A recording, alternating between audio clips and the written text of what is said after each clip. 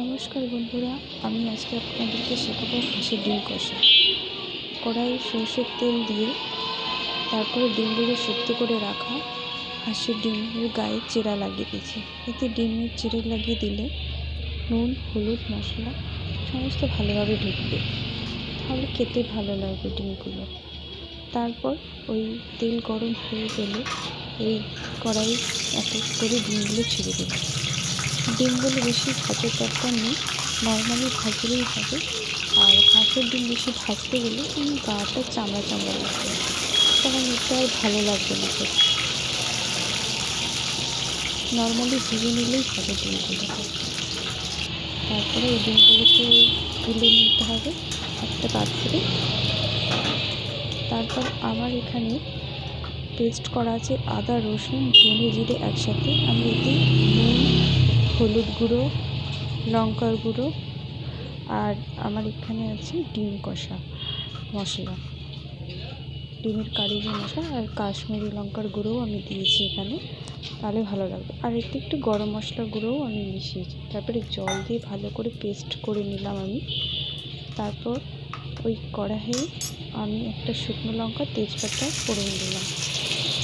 তারপর আমি একটা কাঁচা লঙ্কাও ফোড়ন দিয়েছি। তারপরে টমেটোর টুকরো কিছুটা, তারপর মশলার পেস্টটা আমি ঢেলে দিলাম। বেশ কিছুক্ষণ নাড়াচাড়া করতে হবে যতক্ষণ না এই মশলা থেকে তেল ছাড়বে। যখন দেখবেন মশলা থেকে গা থেকে সাইড দিয়ে তেল ছাড়বে, তখন বুঝতে হবে আপনার মশলাটা পুরোপুরি রেডি। আমি এখানে একটু বাটি দেওয়া জলও দিয়েছি, বাটিতে লেগে থাকা যে মশলাগুলো ছিল, তারপরে বাটি দেওয়া জল দিচ্ছি। মশলাগুলো বেশ ভালো করে ফ্রাই করে নিতে হবে। দেখতে পাচ্ছেন কতটা জল ছিল, সমস্ত শুকিয়ে গেছে। আমি ভালো করে ভেজে নিচ্ছি। তারপর আমি এই মশলাটাকে, আপনারা চাইলে গরম জলও দিতে পারে, আমি কিন্তু নর্মাল জলই দিয়েছি। আমার কাছে গরম জল করা জল কিন্তু প্রতিটি মশলায় আমাদের যে কষি, সেই মশলাতে যদি গরম জল দেওয়া যায়, তাহলে না যে টেস্টটা হয় সেটা খুব সুন্দর। তারপর এক এক করে ডিমগুলোকে ছেড়ে দিলাম। তারপর ডিমগুলো ছেড়ে দেওয়ার পর একটু এদিক ওদিক পাল্টিয়ে কিছুক্ষণ ফুটতে দিতে হবে, তাহলে ডিমের ভেতরে যে চিরা অংশগুলো আছে সেগুলোর ভিতরে ঝোলগুলো ঢুকবে।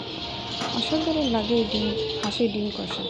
আপনারা একদিন বাড়িতে ট্রাই করবেন, আর অবশ্যই জানাবেন আমার ভিডিওটা কেমন লাগলো। আর মাফ করবেন আমার যদি কোথাও বলতে কিছু ভুল হয়ে থাকে।